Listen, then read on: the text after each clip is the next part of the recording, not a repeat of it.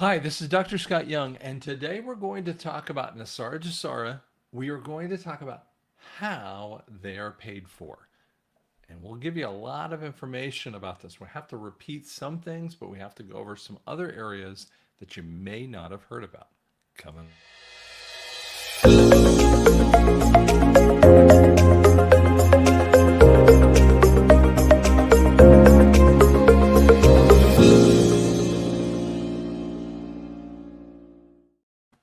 Okay, so again, we're going to talk about how it's paid for, and there's a really powerful kinds of points in here of it will give you some background of this, and it'll help you a little bit more because I hear this kind of question quite a bit. So we kind of bring it up on the screen. So how it's paid for. Okay, you can find two of the books that I've written. One is NESARA and the Mark of the Beast. That was the first one. Even better, I think, is Revelations of the Red Pill. That's right here. Revelations of the Red Pill is kind of helpful because what we kind of take it forward a lot more steps then. And what I'm trying to do with that one is give you some background and maybe a little bit of EBS information, and then just how you might place the information in circumstances. But we actually kind of go over some of the stuff that's in here, so that's why I'm giving you some of this over here with that. Okay, so let's kind of push it forward here. I'm going to pull up this speaker here, John Piper, and I'm going to have to like fast forward to the minute and 51 seconds here because you're going to be like, I have a needle. No, it really sorry. isn't. So he gives an interesting statement about wealth. So check this out. Is in sync with the Calvary Road, and the more you preach that to yourself, the number and number and number your conscience becomes until you can do things you never thought you would do. Even lie.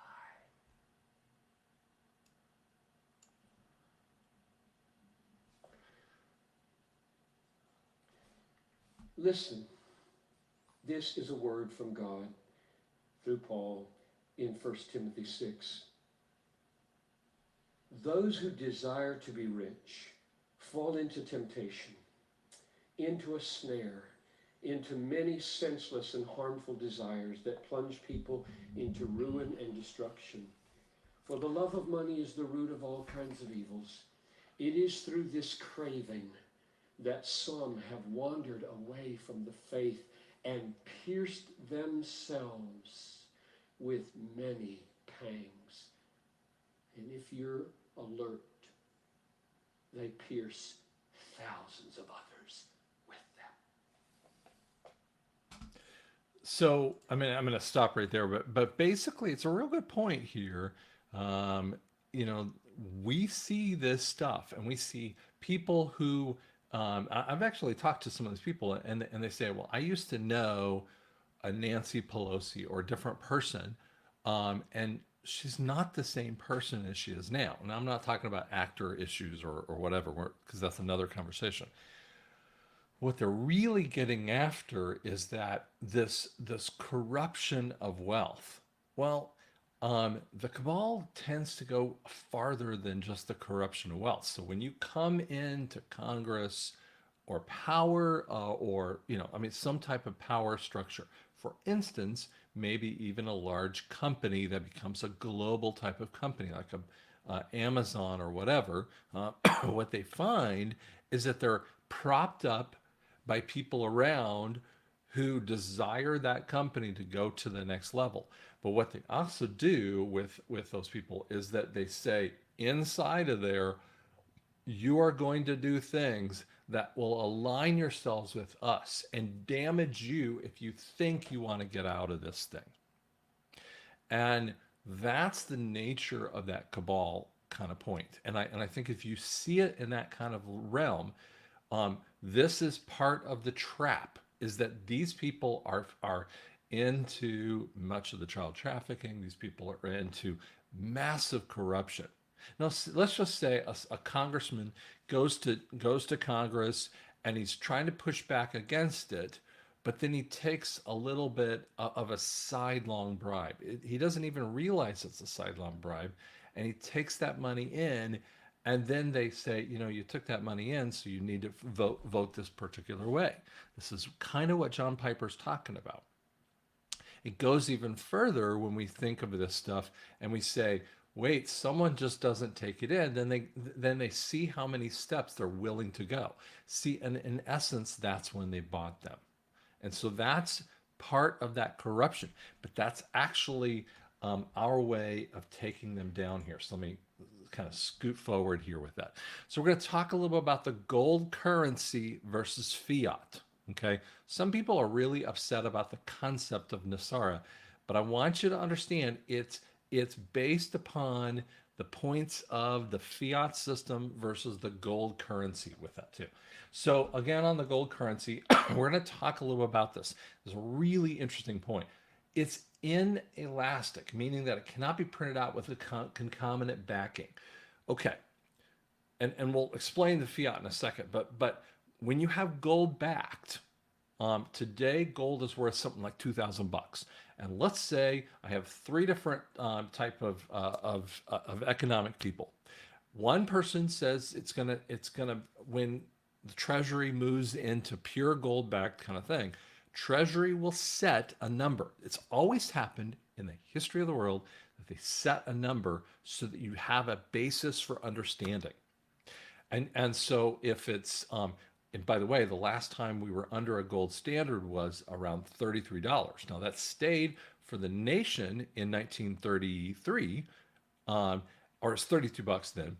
And then in 71, we fully went off the gold standard, and it started to skyrocket up into the 60s and 80s, and huge numbers that now it's almost at 2,000. But when we go back into the gold standard, we believe that number, it's already been suppressed. So it's got to be higher than 2,000. Therefore, some people will say it's around $2,500. I think that's a little low. $5,000, that's an interesting number. Some people want to say it's 10,000 and more, and I have a problem with that number. That's pretty darn high. It's not saying it's not possible. I'm just saying it feels kind of high. Okay, but let's just say it's at 5,000, just for the heck of it. It means that fractionally, you're saying $5,000 an ounce. So there's a fractional basis that you have to come up with to know how much a dollar is worth if an ounce of gold is worth $5,000. So that's how you have to come up with a fractional point. Again, it's just a little bit of math with that kind of thing too. Now, you can't change it because you have a certain amount of gold within a nation structure. Don't just think about America, but think about any structure, especially when you're asset backed.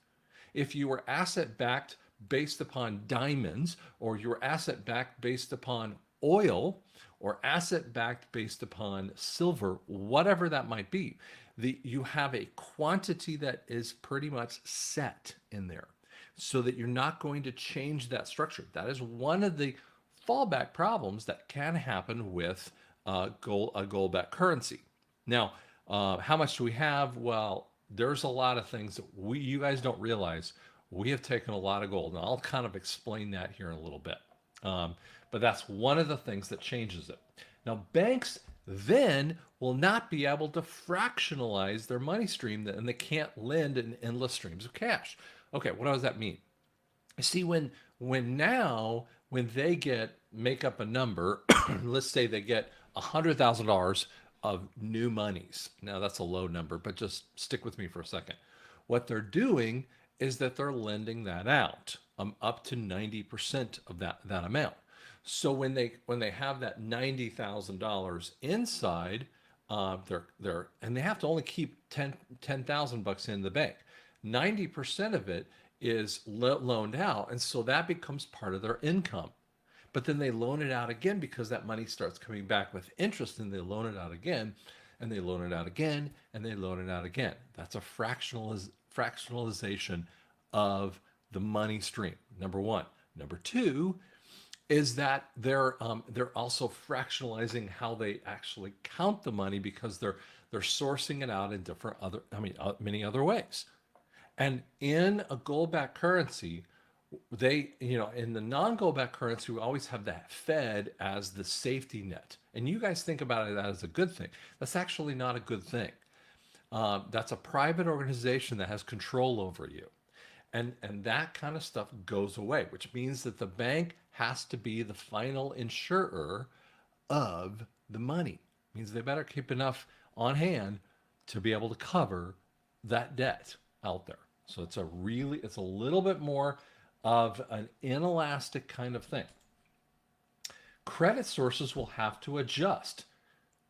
Well, and I've had this question quite a bit of the time, so I'm going to deal with this one. Credit sources will have to adjust. Right now, you've got a credit score that is up to 820, I think it is, or 830, something like that. And so really A rating credit is like 780 and above ish. Okay.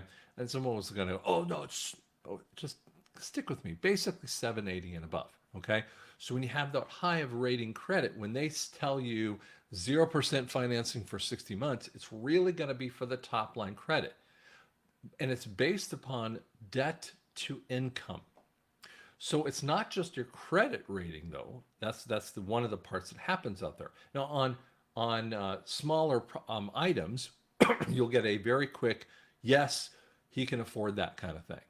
But when we're talking about larger items that are able to, you go in and it's an asset-backed item like a house or a car that you can repossess, they'll actually put more weight upon the income versus how much debt is in it. Not just a percentage, but how much debt and how much income you have.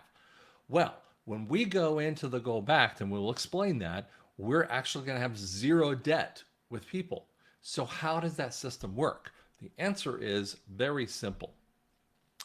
In the past, banking used to be done by looking at your ability to pay that loan. You might walk in and say, I want a loan for this house and I want to be able to pay $1,700 a month because I've done the calculations. No matter taking away the compound interest stuff.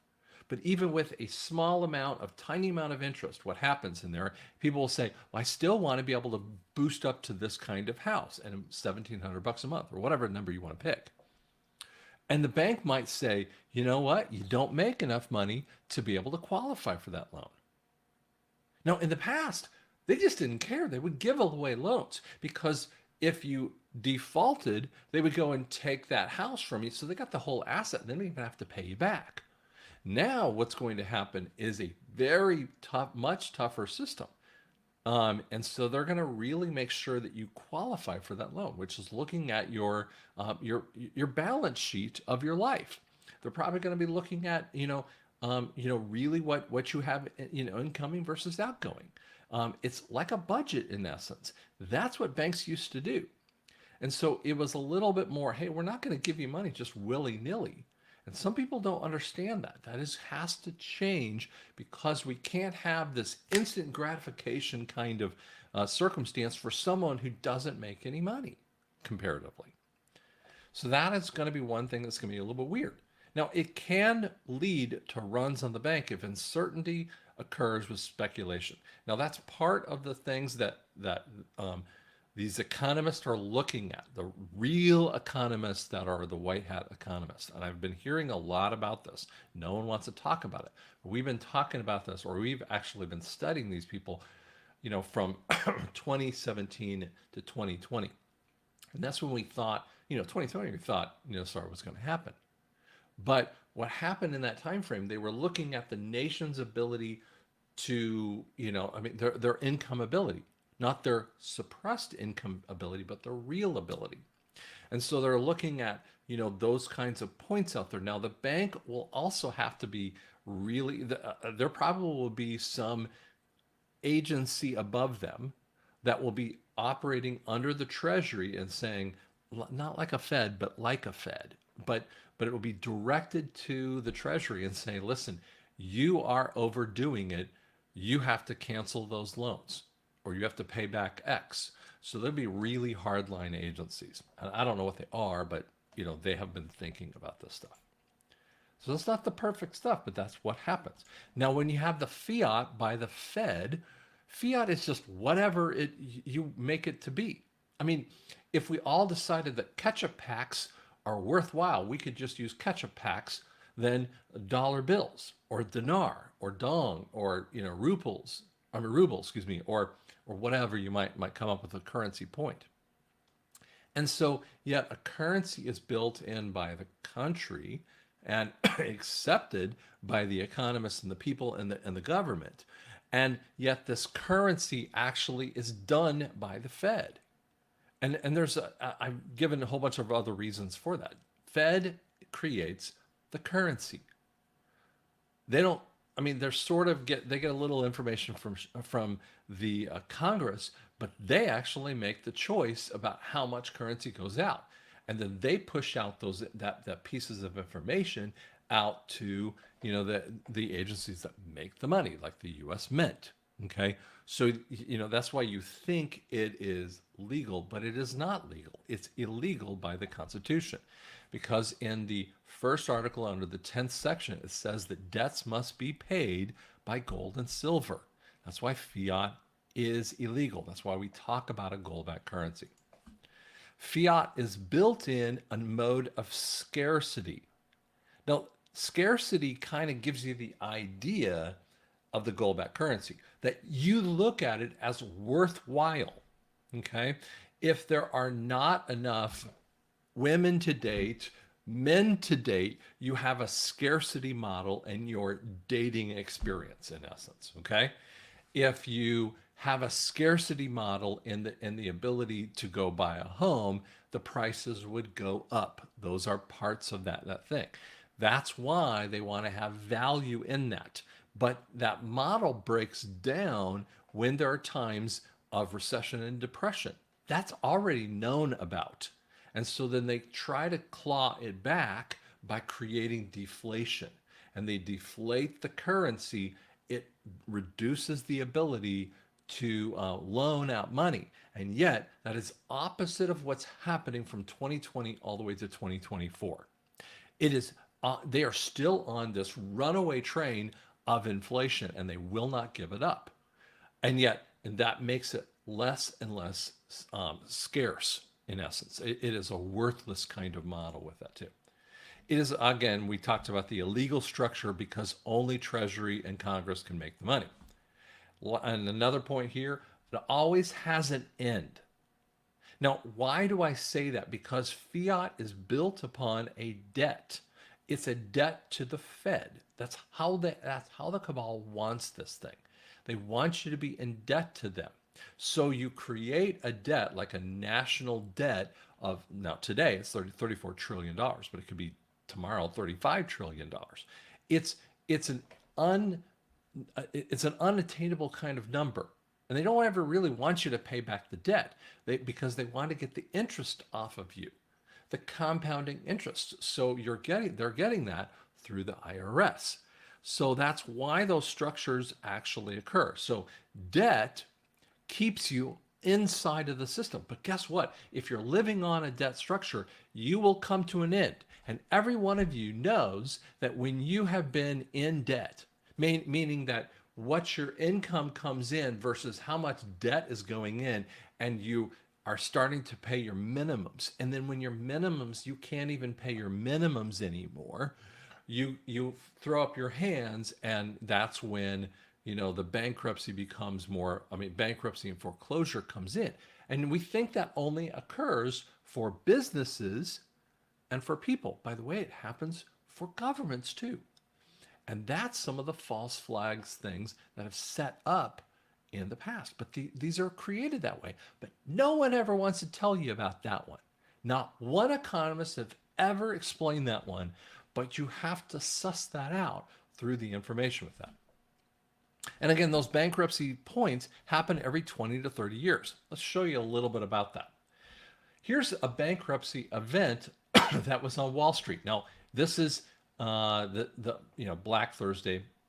And so it was October 24th, 1929. Now, remember when the Fed was created was 1913. So we're coming up on that 20-year time frame. Now, that the beginning of that circumstance happens, the bankruptcy cycle occurs in 29 and becomes finished in 33. 33, they took us off of the gold standard, and people think it's 71. No, it's really 33. 33 is when they took off the national gold standard. So people's money was based upon a pure fiat. Even though they were on gold standard, they were trying to flip it over into this new system. So there was a debt based upon the money, and people started to write it out. And then they didn't let you get away with it. They kept going on in the depression and taking more and more of your money through the fiat, through all the way through the 30s up into the early 40s. And then World War II, stirs up in America, and then we start moving out of that debt model. We start coming up into a prosperity point, right? Let's talk about where we are a little bit right now. So the S&P is Standard and Poor's index, and that should actually, that's the red line.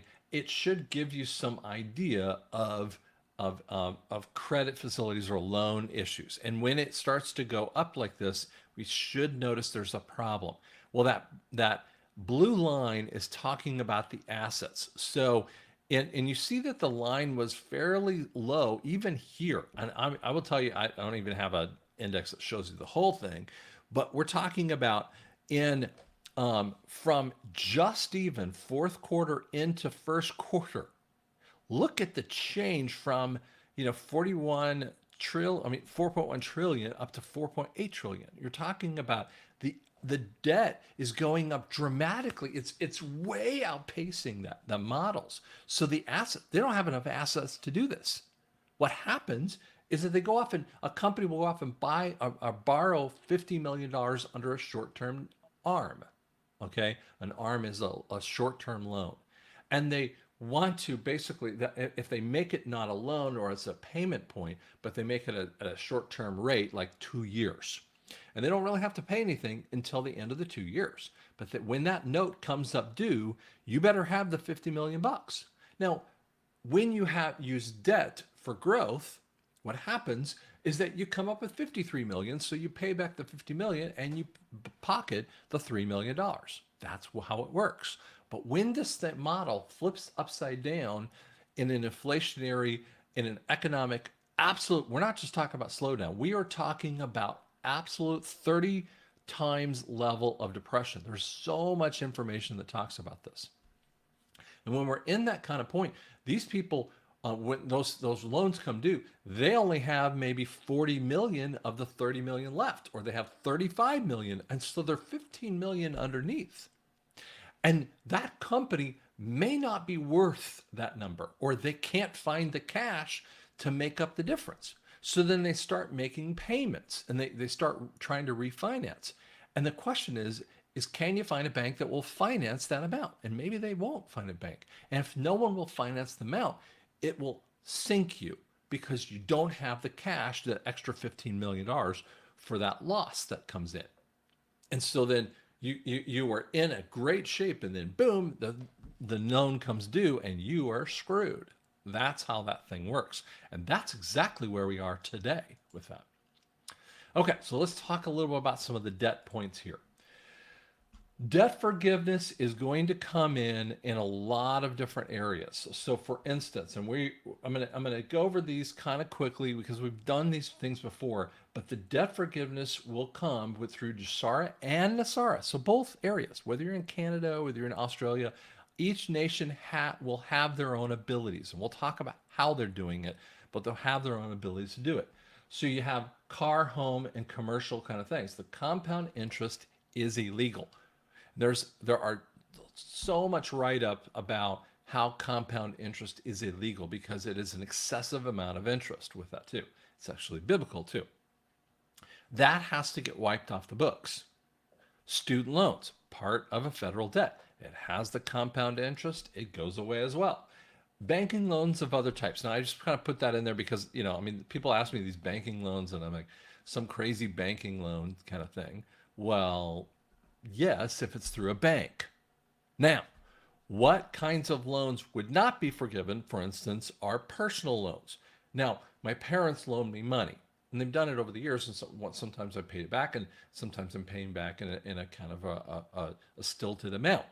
It, would that get paid back? No. I had someone ask me the other day, like, what about child support?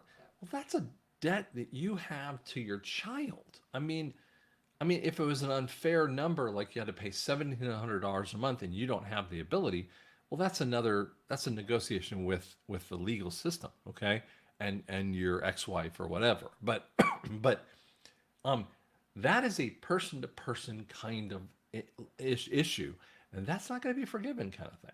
Okay, neither do my parents think.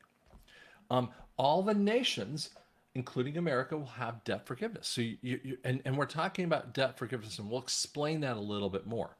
The gold-backed currency cannot sustain the level of that debt. It can't bring it over, or it messes up the value system of that. And there's reasons why also we're going to legally put it on the idiots.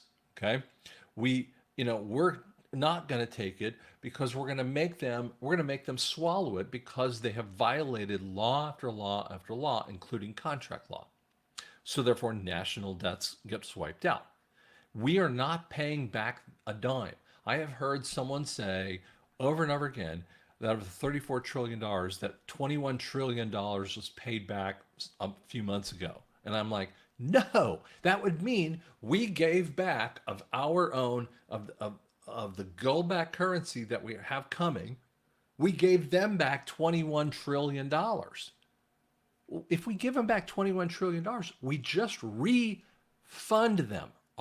Fund. So we, not like a refund, but a refunding or an extra funding so that they can keep going. Why would you give your criminals money to keep going? And the answer is it doesn't make any sense, right? Let me talk a little bit about some of the stats even from 2023. So the credit card industries, are noticing the delinquencies are at an all-time high. A decade level of high. The delinquency rates are just off the charts. There's 3.2% of card balances that were 30 days past due at the end of September. The highest interest rates in more than a decade, and they're up by 40 basis points in a quarter. So you're talking about interest rates, and I was talking to someone about a commercial loan, and I was like, it's probably 6%. And he goes, well, that's not too bad. I'm like, do you understand? That same loan was 2.5, 2.75, three and a quarter kind of thing, and now it's 6%. That is, depending on the building type on a commercial loan, that could be $2 or $3 or $4,000 extra. Well, that could eat into your profit margin. Most buildings have to be 80% full just before they derive a profit. And if you think that you can pay for it because whatever circumstances, what happens if something eats away in you and you have a huge kind of debt? You are in a bankruptcy state, just exactly like we were explaining before. Share of debts of the 60 and 90 day are jumped massively with that too. And again, go on from there. Okay. So then I hear this conversation of JESARA. And let me explain that a little bit and give you some idea of what happened. So Trump, in his first term, went around the world to negotiate treaties. And people know about this. You can see this kind of concept that has been out there. And they talk about how they were saying, you're going to help us take out the cabal. But why would you just do it for that? What you're talking about is the power brokers, who are the most funded people in the history of the world. And I ask you this one point, and I keep going back to this. The White Hats asked Trump to run for president in 2014. Why didn't they ask General Flynn or General X? I don't care who that guy might be. If we're talking about what Trump even calls himself, a wartime president. They brought on an economist who knew exactly what bankruptcy feels like, knows exactly how you go through it, because our nation is going through that, and so are every one of the nations. So what he was doing is not just taking out those cabal people, and he was saying, you need to be a part of this. Congo, Egypt, pick the nation. He talked to each one of those nations in different ways. He talked to the big ones like China very early on, kind of thing. And people don't think about that. He was allowed to go into the hidden city when no one else has ever been allowed to. He went to North Korea when no one has ever done that.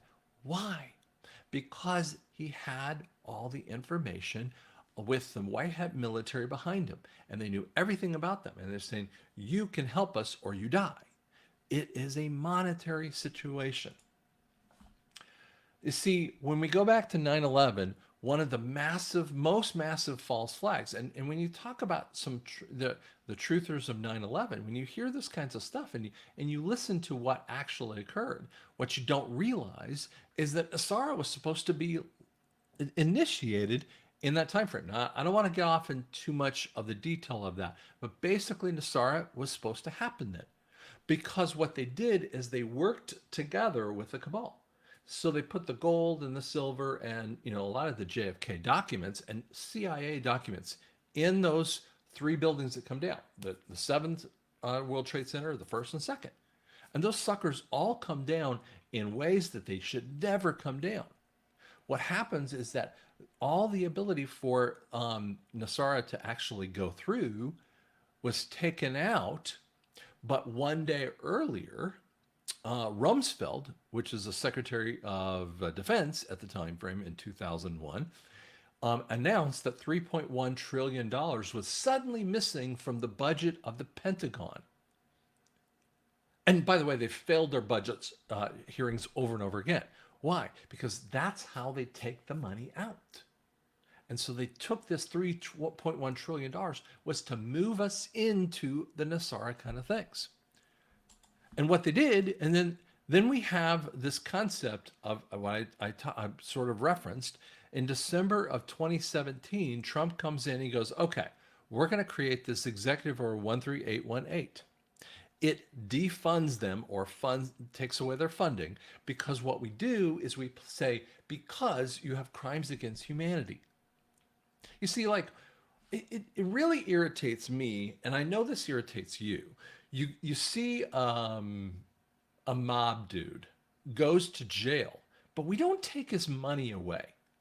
I mean, the guy literally has taken away all of the money of all these people, right?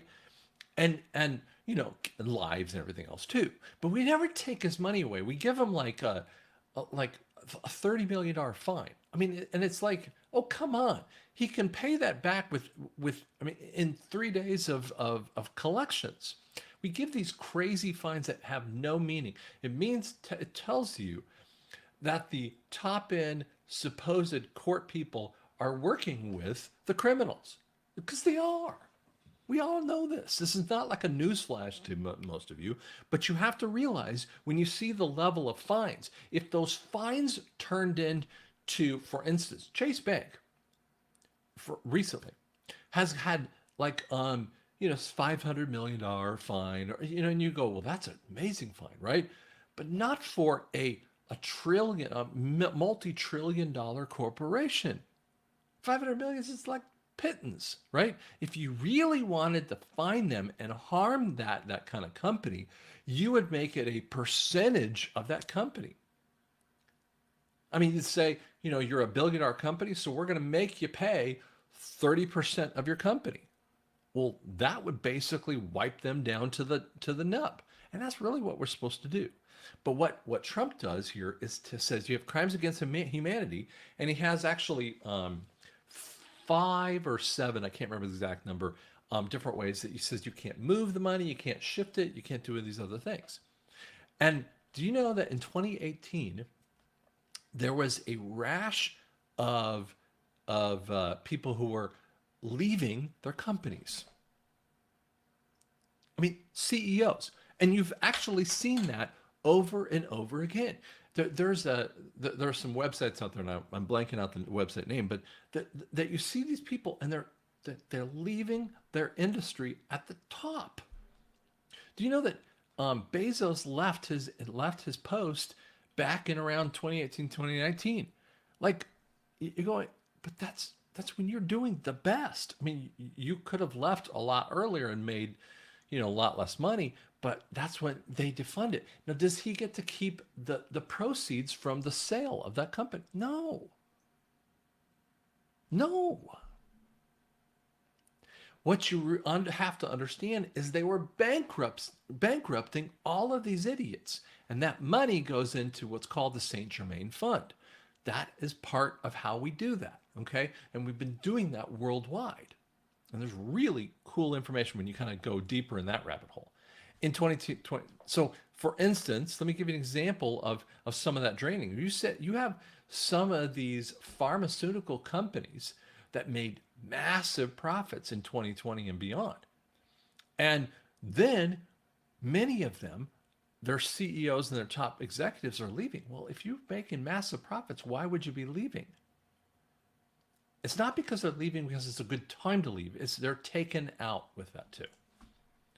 So there was a concept that kind of came up here about 2 or 3 years ago about this thing called the BRICS. Brazil, Russia, India, China, and South Africa.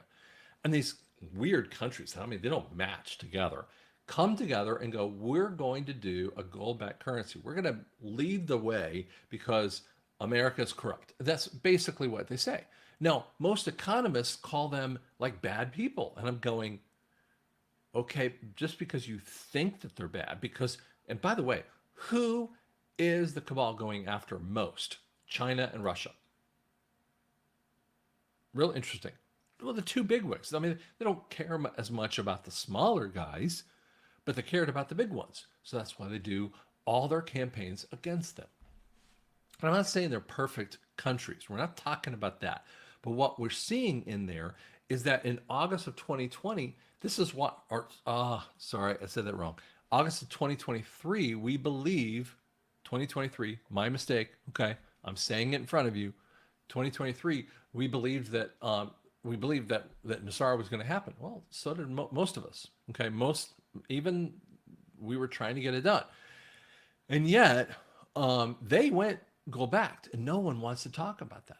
Do you know that Russia, just by having its currency in line, makes $75 billion by having a gold-backed currency, versus America loses $130 billion just by having it involved.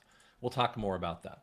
Okay, so where do we get some of the money? Some of the money comes from this 1,500-mile tunnel. This is just one, and I'm not going to do everyone. What they had is as in last effort, and I could be wrong exact number, 60-something planes, big planes. I'm blanking the name. I could say C-17, but whatever. You'll get the idea. There was these massive cargo planes. What they did is they took out the gold of these idiots. And that thing goes from, if you can see it down here, it goes from the Jerusalem area all the way underneath there, all the way up to the Vatican. And when Trump is going there in 2018, the Pope is so mad. I mean, he has no smile versus having him a smile when he sees Obama. This is the reason why. We didn't just take the gold just for the heck of it. It's to fund NESARA GESARA. This is one of them. And I say this all the time. One of the best pieces of information that people have, even Q talked about it. Do we have the gold? And he goes, yes. Now, look at the date. This is December of 2018. This is not even a year after around a year of the same time frame when Executive Order 13818 comes up. And he goes, do we have the gold? He says, yes. Gold shall destroy the Fed.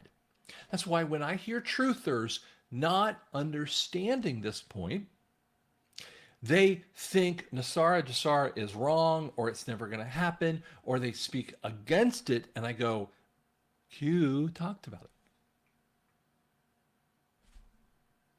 Gold shall destroy the Fed. The Fed is the evil part of the organization, and gold backed currency is exactly what we're talking about. And the whole basis of NESARA GESARA is a gold backed currency. And it's how we destroy them. Why would you just destroy them? Why don't you say, just go away? No, they're destroying them. This is 13818. This is gold backed currency. This is a way of talking about NESARA GESARA. It's the whole thing. And people like, they miss it. For instance, some of the credit card balances, and I'm going to show you just a little bit more, but it's Q12, I mean, 2000, Q3 2012, right? And you see the past due. Now, it was pretty high because we were still coming out of the 2008 stuff. I'll explain that in a second. Okay. 2008, 2009. So we had a huge number over here, sorry. And then we still have 60 days and 90 days. So we have a real big number. It goes down when we get into about 2014. It stays pretty stable all the way up until about 2020. And then we take a dive. Now, there's a really strange point in why we take a dive there. And it goes farther into 2021 to 2022, but then we come up and we start to see a massive spike, way higher than it has ever been. And so we're seeing levels of 2008, 2009 back again. That's why when people say the Fed is going to loosen the rates in Q1, I go, no, they're not. That would absolutely make no sense. These numbers are even higher than you would imagine. But the amount is the scary part. It's not how far they are out past due. It's the amount of those numbers. They're way higher than 2008. Okay.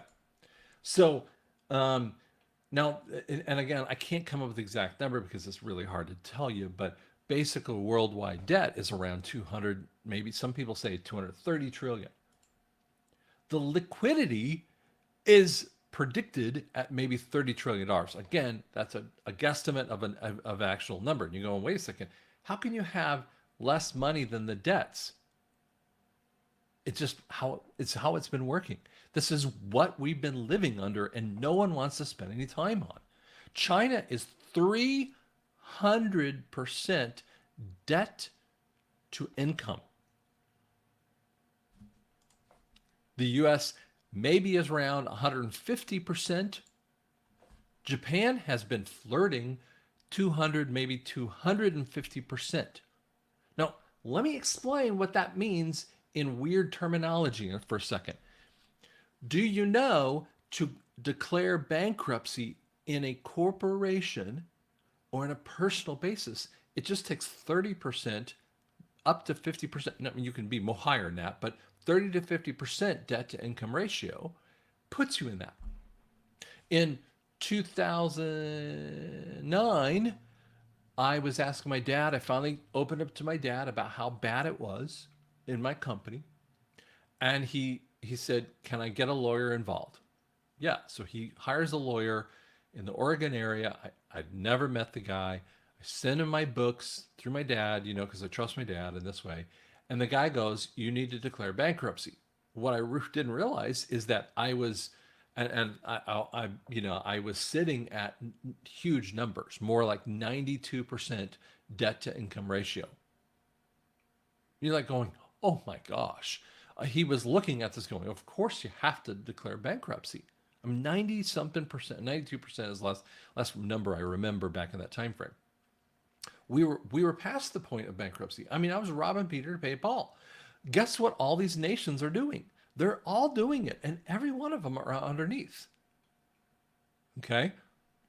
So here's what happens. How do we solve this?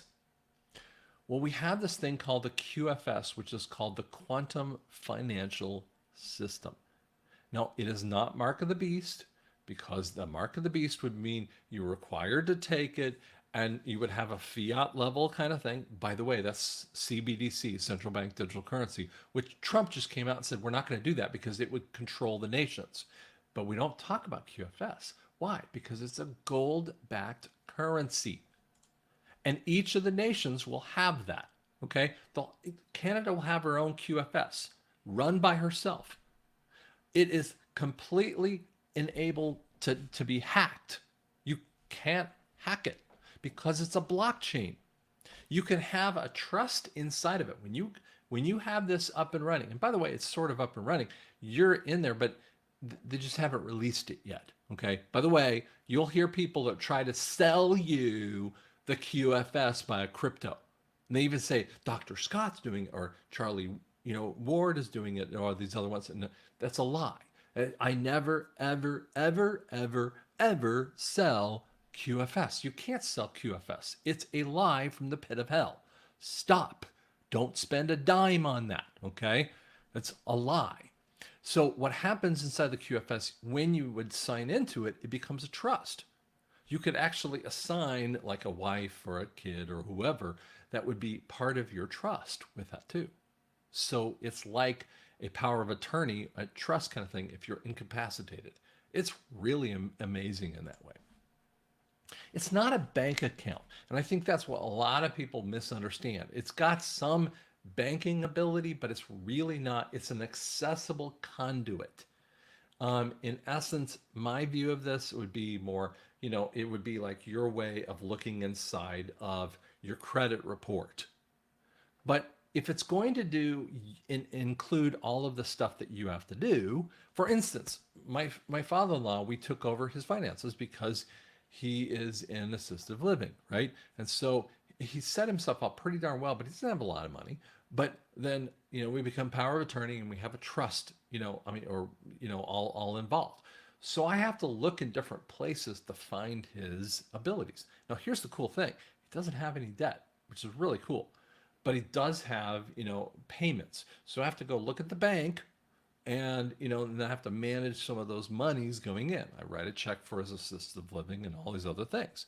And then he asks me, how much money do we have? And I'm like, well, we have X, Y, Z, blah, blah, blah, And yet the QFS will be will probably be a portal. It doesn't mean you couldn't go around it. I mean, if you wanted to access your money, but frankly, what I believe, if you will utilize the QFS, what you're going to find is your portal for your bank accounts, for your 401k, whatever, and your assets, like your car.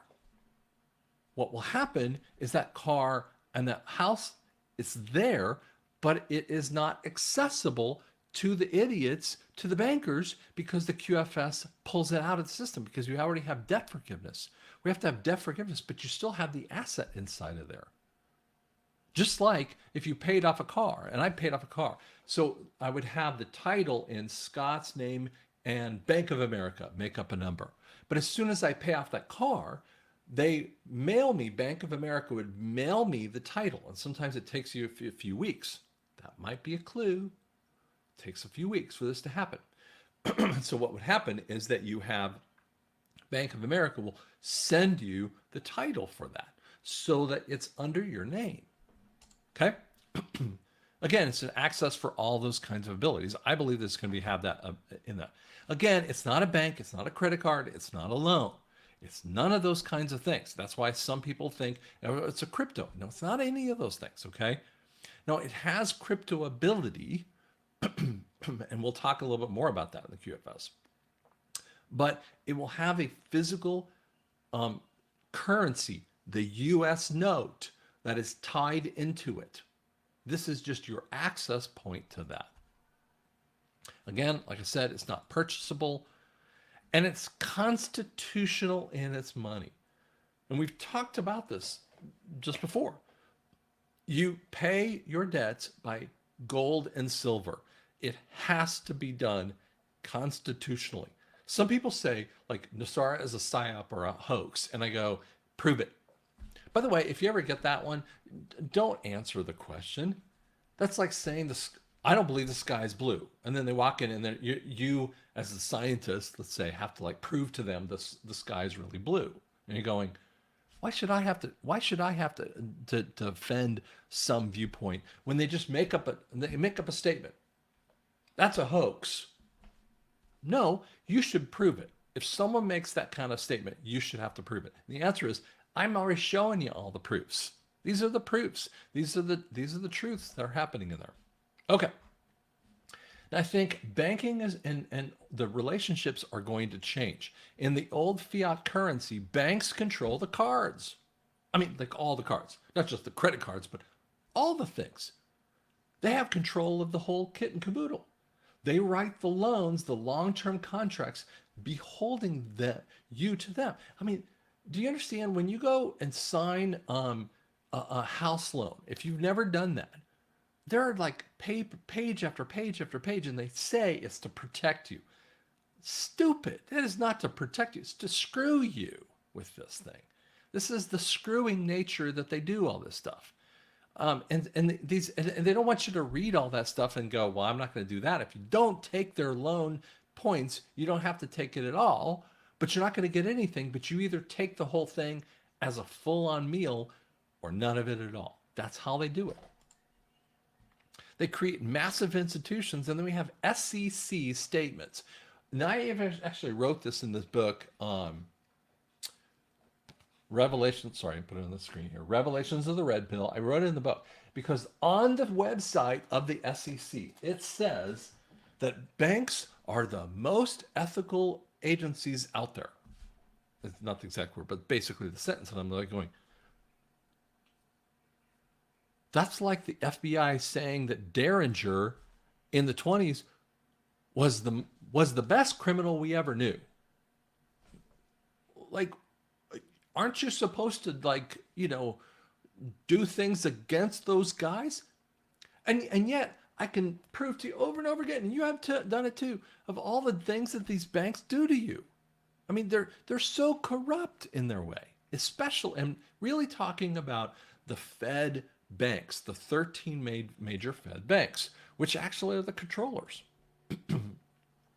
They want you to have no education on your money. That's why no one teaches in schools. They have control of school systems. No one teaches you how to budget. No one teaches you about compound interest. No one teaches you about how you would save up to pay for that thing.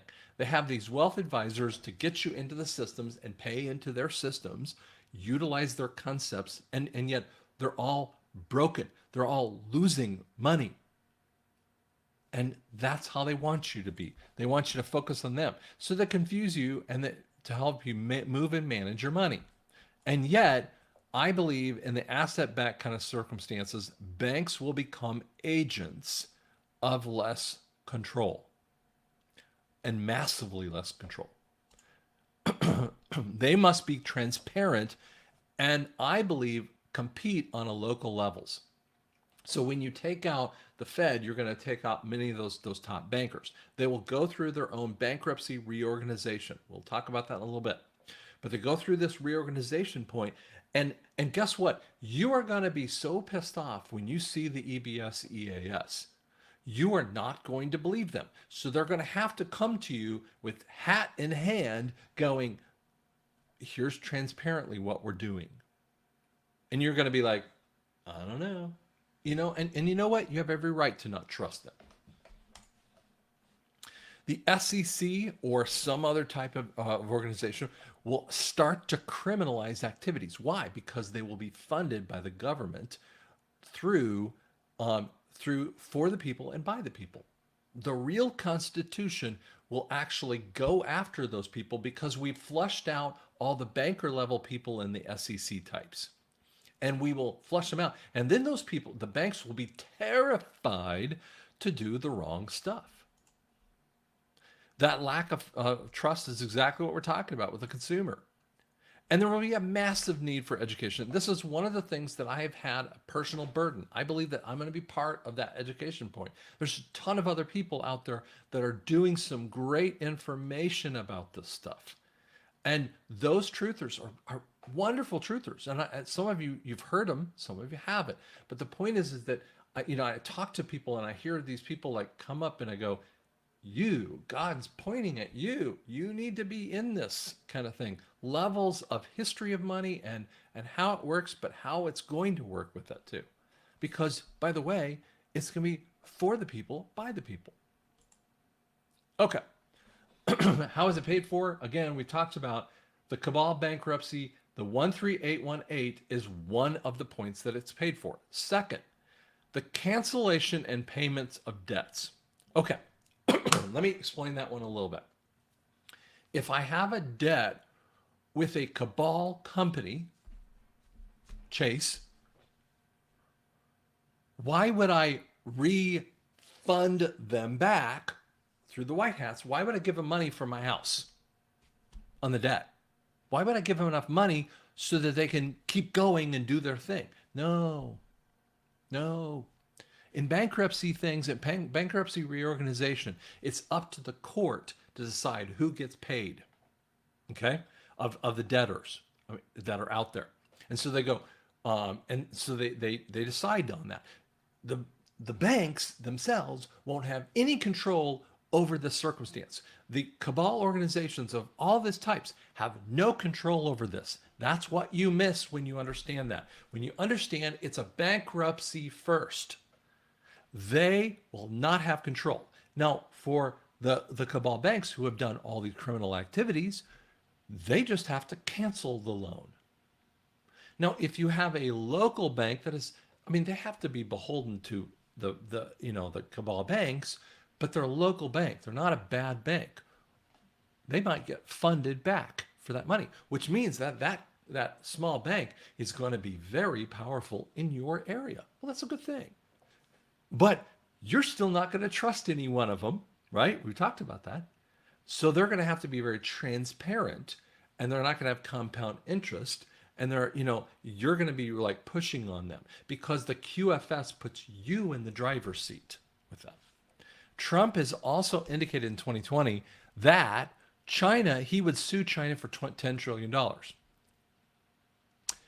the NESARA people, and you have not heard this because it's not really been out there as much, but in 2020, I was talking about this over and over again. In 2020, we knew it took $10 trillion to flip over into a gold-backed currency. So every time he talked about that in 2020, he was talking about NESARA. It's a code.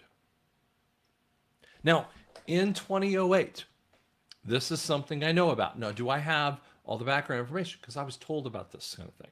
One of the things that I told about, not just from one source, but two sources with this too. So the point is that the good guys, the white hats, you call them white hats, I call them the anti-cabal, okay? They shifted in a huge amount of money, and I mean way more money than you can imagine. It was, last time I remember, it was like $93 trillion. That was to pay off all the debts of the people, and it was also to get us in a gold-backed currency. But they shunted the money in through the SWIFT system of the Fed. Well, the cabal goes and see, they had already tried to do this before, so they tried to shift it in different ways, and it all got stuck. And so it got stuck so bad because the cabal went back to him and said, we'll let you have this money as long as you back Hillary for president. Now think about this for a second. At the time frame, the plan was, well, first off, you had Obama in office from 2008 and 2012. So you got 2 terms going on. And then the plan is to have Hillary for her 4-term thing. And they go, well, we'll let you have it as long as you back them. And they said, no. Well, then here's what they did. In 2011, Obama went to the Hague courts and blocked the funds. They were fighting over it for a long while there. While the world is going through a crisis of currency with 2008, the banking kind of crisis, this was the false flag. So they had to cover it with all the craziness. And they put us into another massive recession, even though they were funded with monies that weren't theirs. Which leads to a release of those funds. This is one of the things that we've been working with, or they have been working, not me, they have been working with to release those funds from the Hague court, which is part of the NESARA GESARA stuff. So again, I'm kind of coming off of here. I'm going to remove that from the screen. But as you see that point, that's where we get that abilities. Now, I know it doesn't answer every question in there. You might want to spend time looking at this information with that too.